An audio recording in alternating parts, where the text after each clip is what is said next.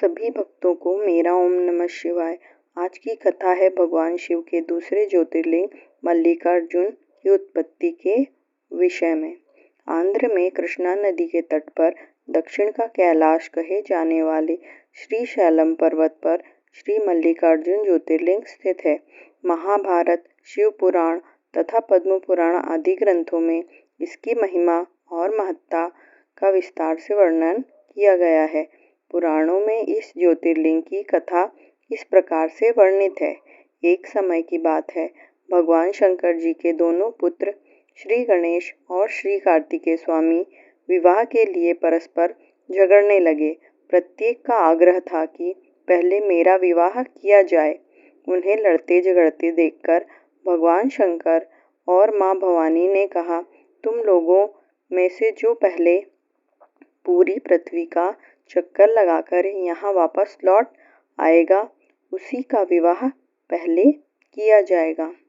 माता पिता की यह बात सुनकर श्री कार्तिकेय स्वामी तो पहले ही अपने वाहन मयूर पर विराजित हो तुरंत पृथ्वी प्रदक्षिण के लिए दौड़ पड़े। लेकिन गणेश जी के लिए तो यह कार्य बड़ा ही कठिन था। एक तो उनकी काया स्थूल थी, दूसरे उनका वाहन भी मूषक चूहा था। भला वे दौड़ में स्वामी कार्तिकेय की बराबरी किस प्रकार कर पाते। लेकिन उनकी काया जितनी स्थूल थी, बुद्धि उसी के अनुपात में सूक्ष्म और तीक्ष्ण थी। उन्होंने अविलंब पृथ्वी की परिक्रमा का एक सुगम उपाय खोज निकाला। सामने बैठे माता पिता का पूजन करने के पश्चात उनकी 7 प्रदक्षिणाएं करके उन्होंने पृथ्वी प्रदक्षिण का कार्य पूरा कर लिया। उनका यह कार्य शास्त्रानुमोदित था।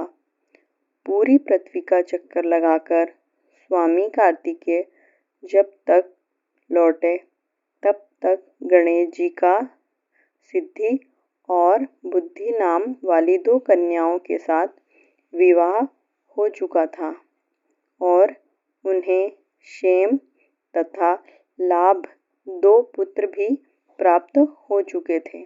यह सब देखकर स्वामी कार्तिकेय अत्यंत रुष्ट हो कोच पर्वत पर चले गए।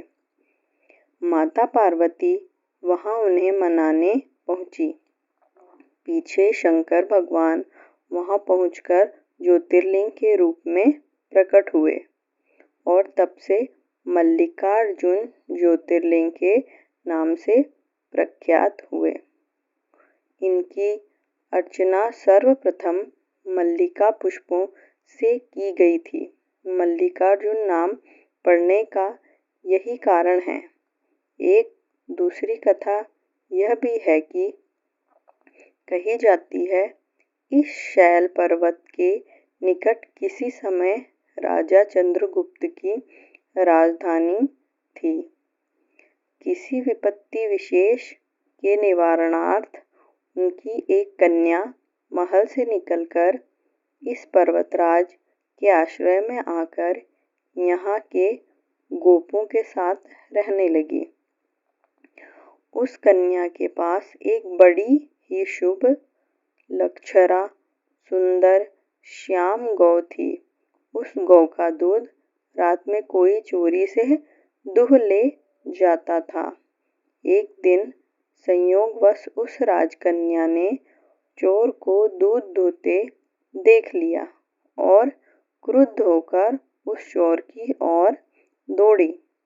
किंतु गौ के पास पहुंचकर उसने देखा कि वहां शिवलिंग के अतिरिक्त और कुछ नहीं है।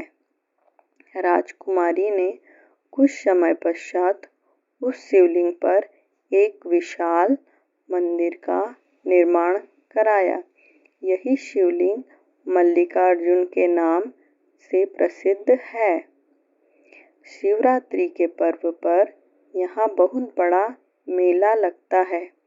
इस मल्लिकार्जुन शिवलिंग का दर्शन, पूजन एवं अर्चन करने वाले भक्तों की सभी सात्विक मनोकामनाएं पूर्ण हो जाती हैं। उनकी भगवान शिव के चरणों में स्थिर प्रीति हो जाती है। दैहिक, दैविक, भौतिक सभी प्रकार की बाधाओं से वे मुक्त हो जाते हैं।